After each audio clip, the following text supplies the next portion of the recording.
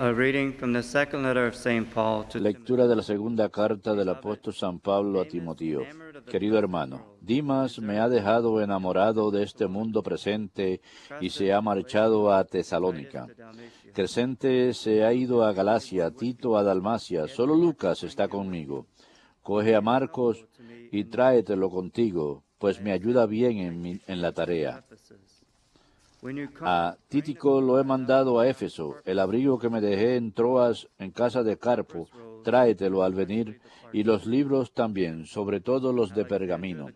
Alejandro el metalúrgico se ha portado mal conmigo. El Señor le pagará lo que ha hecho. Ten cuidado con él, también tú, porque se opuso violentamente a mis palabras. La primera vez que me defendí, todos me abandonaron y nadie me asistió. Que Dios los perdone. Pero el Señor me ayudó y me dio fuerzas para anunciar íntegro el mensaje, de modo que lo oyeran todos los gentiles.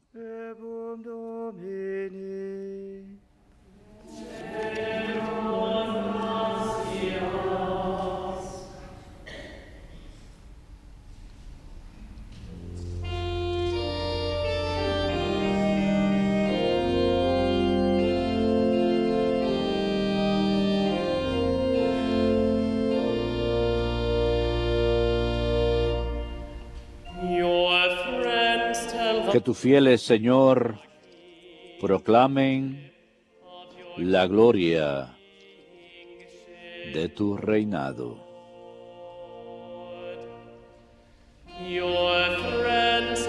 Que tus fieles, Señor, proclamen la gloria de tu reinado. Que todas tus criaturas te den gracias, Señor. Que te bendigan tus fieles. Que proclamen la gloria de tu reinado. Que hablen de tus hazañas.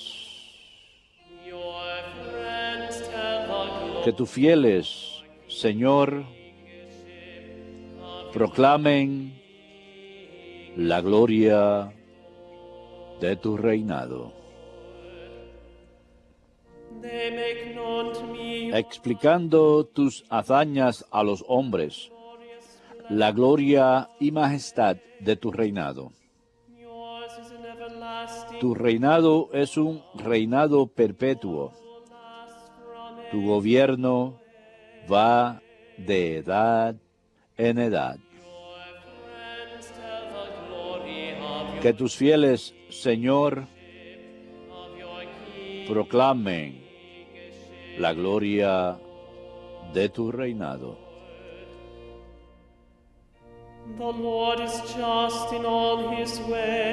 El Señor es justo en todos sus caminos. Es bondadoso en todas sus acciones.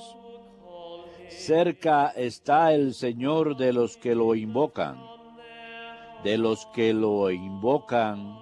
sinceramente. Que tus fieles, Señor, proclamen la gloria de tu reinado.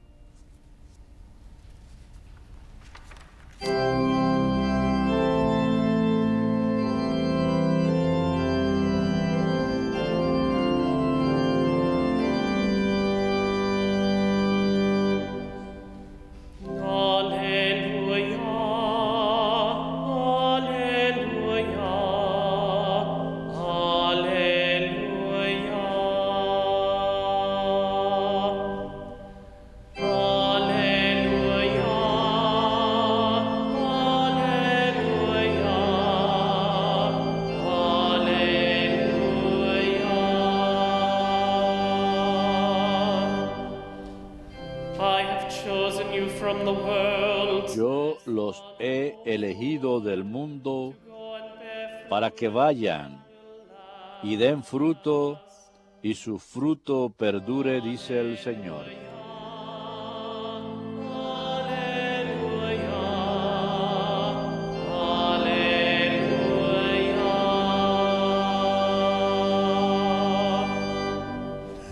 Dominus vobiscum. Lectio Sanctae Evangelii Secundum. The Lord Jesus appointed 70. En aquel tiempo designó el Señor otros 72 y los mandó por delante de dos en dos a todos los pueblos y lugares a donde pensaba ir él. Y les decía, la mies es abundante y los obreros pocos.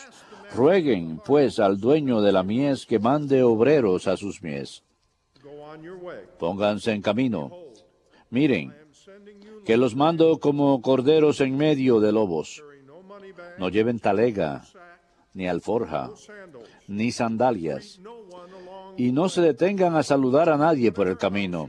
Cuando entren en una casa, digan primero, paz a esta casa. Y si allí hay gente de paz, descansará sobre ellos su paz. Si no, volverá a ustedes. Quédense en la misma casa, coman y beban de lo que tengan, porque el obrero merece su salario. No anden cambiando de casa.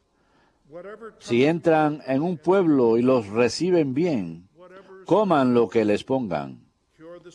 Curen a los enfermos que haya y digan, está cerca de ustedes el reino de Dios. Palabra del Señor. Gloria a ti, Señor Jesús.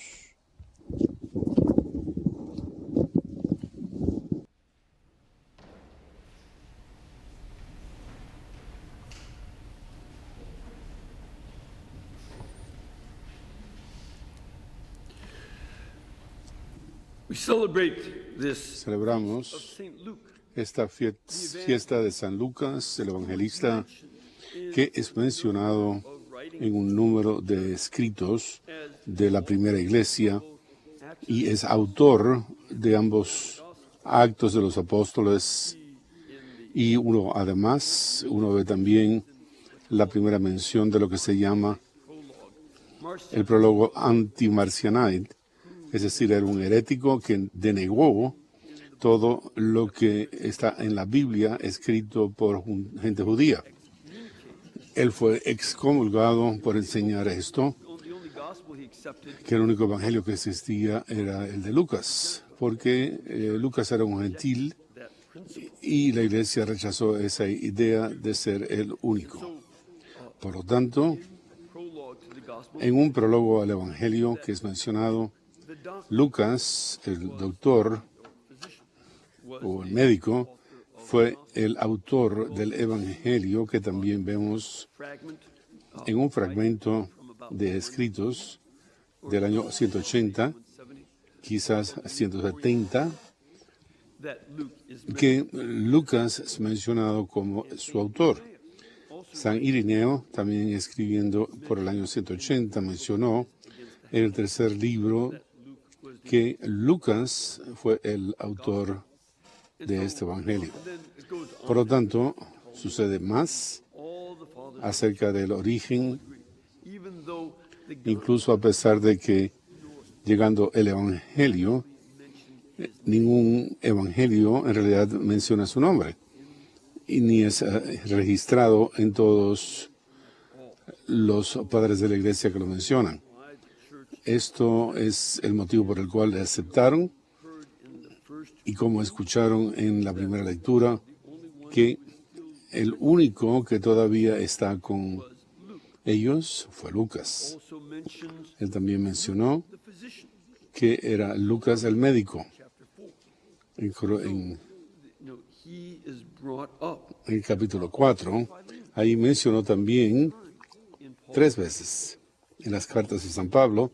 San Pablo dice que él fue un compañero de Pablo y que es algo muy interesante que cuando leemos los Hechos de los Apóstoles hay ciertas cualidades de estos discursos primeros que les hacen sonar como que habían sido traducidos del hebreo del arameo, y que mucho de lo que sucede con los apóstoles está escrito en un griego muy bueno, como parte del Evangelio según San Lucas.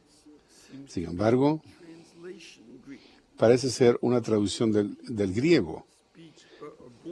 La gente hablaba un idioma y entonces lo traducen o comienzan a hablar otro idioma. Frecuentemente utilizan formas de hablar de su lengua original al traducir el idioma, digamos al inglés, lo cual no siempre hace que sea un buen inglés.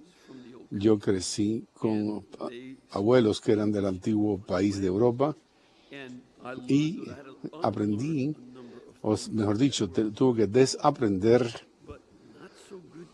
pero que no era el idioma bueno original, pero no en inglés. Y en estos discursos, San Lucas reporta sobre los apóstoles. Más tarde, cuando él habla de San Pablo, lo hace con otra cualidad de griego. Así que esto también, cuando uno lee a Lucas, capítulos 1 y 2, también uno ve mucho de lo que se llama cualidades arameas, expresiones que traducen mal, pero bien al arameo. Traducían muy bien al arameo, pero no en buen griego, indicando que había un número de fuentes, algunas de las cuales podían haber estado en arameo, que él tradujo al griego.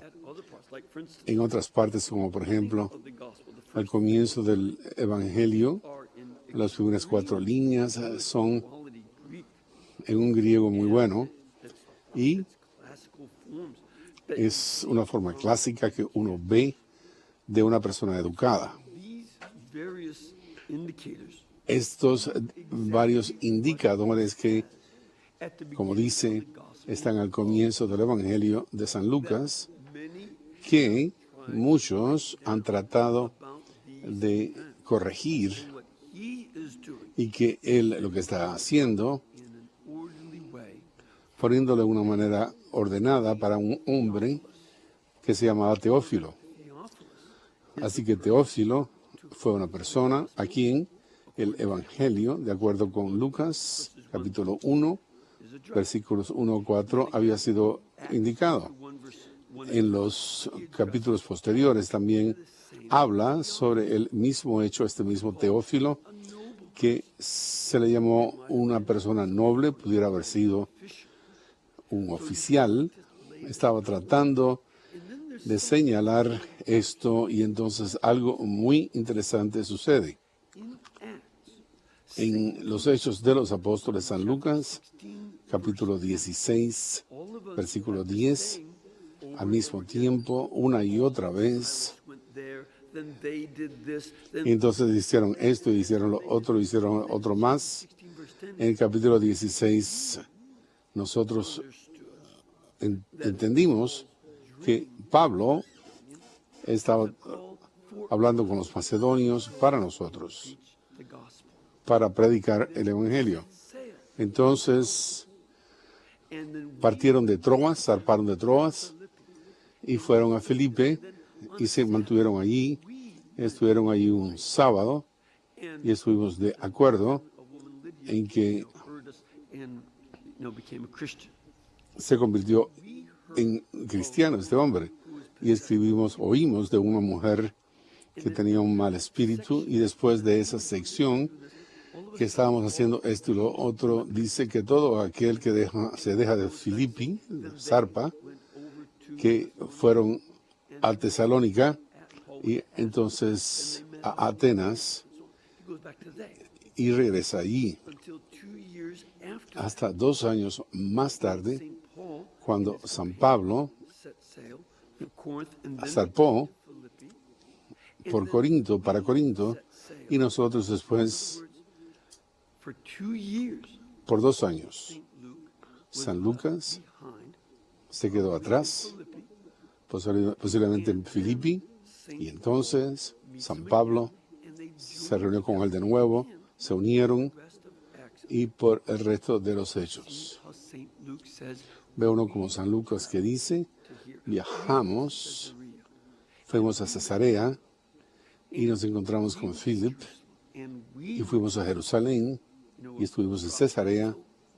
Por lo tanto, él estuvo de compañero, y que es algo muy interesante también, porque en esos últimos 4 años de la vida de Pablo, que se describen en los Hechos de los Apóstoles, uno tiene más detalles acerca de San Pablo y de sus discursos que lo que uno tiene por los anteriores 15 años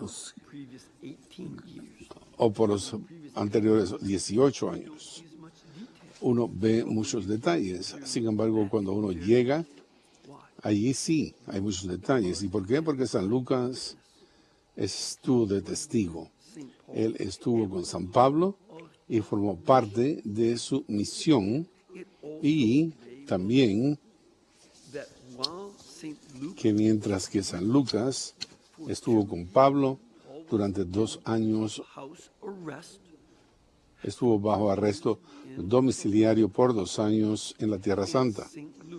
San Lucas estuvo allí con él, y durante ese tiempo se hubiera reunido con los cristianos, particularmente de Jerusalén. Y uno ve en su evangelio que él no dice de los relatos de nuestro Señor y de su resurrección que sucedieron, sino que él sabe de Jerusalén. Se enfoca lo que sucedió allí porque ahí estaba la gente que él conocía. Vemos también algo más muy interesante, que los Hechos de los Apóstoles concluyen en el año 62 después de Cristo. Pablo está bajo arresto domiciliario en Roma con Lucas y este gran y largo viaje muy detallado. Es más, leemos en el griego que es muy difícil porque utiliza tantos vocabularios técnicos de la navegación de los barcos que no lo encuentra uno en ninguna otra parte en el Nuevo Testamento. Por lo tanto, está allí con Pablo y se mantiene con él, se queda con él por 2 años en Roma. Y entonces, de pronto, dice, bueno, lo que sucedió con Pablo es que estaba bajo juicio. Tenemos desde las tradiciones más antiguas de la Iglesia que San Pablo sufrió el martirio hasta el 65, año 65. Así que, ¿por qué entonces que San Lucas se detuvo en el 62? Mi apreciación es que es ahí que él escribió el Evangelio y que ahí no sabía lo que había sucedido en el 63, por eso no escribió acerca de eso. Eso es importante, y yo sé que muchos de mis colegas no estarían de acuerdo, de los que estudian las Escrituras, y dicen que Lucas estuvo allí en los años 80, significaría que fue escrito 50 años después del evento por alguien que no estuvo allí. Sin embargo, San Lucas fue su compañero, el compañero de San Pablo, y que pasó tiempo con él en Jerusalén, hablando a los cristianos que fueron testigos oculares, tal cual lo vieron, que él está registrando para nosotros de una forma ordenada, particularmente para los cristianos que eran conversos de los paganos, que les explicaron a ellos la vida de Cristo en la parte principal de la iglesia cristiana. Es más, estaba tan concentrado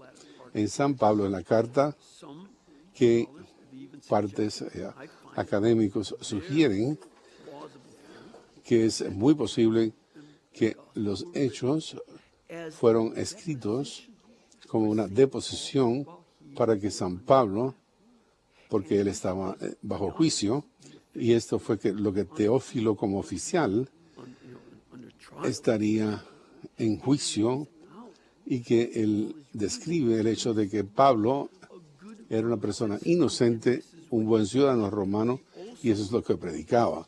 Pero también, evidentemente, quería utilizar esa oportunidad para evangelizar también. Y le hizo saber quién era Jesucristo y qué es este movimiento, de qué es su iglesia.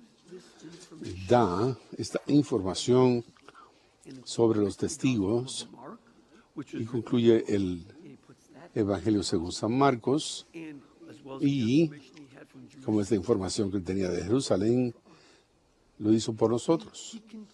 Y él continuó evangelizando por medio de esto hasta el día de hoy.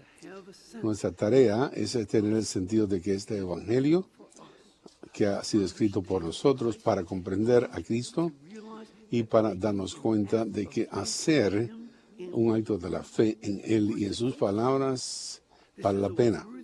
Este es un acto digno de la fe y que cuando lo hacemos, nosotros también nos convertimos en evangelizadores, y esta es nuestra tarea, que debemos tratar de confiar en sus palabras y en la veracidad de lo que dice, por lo que dio su vida. Él murió por el Evangelio en Grecia, donde fue enterrado en esta tumba en Grecia, hasta que los nazis lo hicieron explotar como muestra de su actitud anticristiana. Esto es algo que nosotros continuamos en el día de hoy, evangelizando nuestra cultura, cuando trata de regresar a una segunda mentalidad, y les damos a ellos este motivo de Jesucristo en su verdad, como lo hizo San Lucas en su época.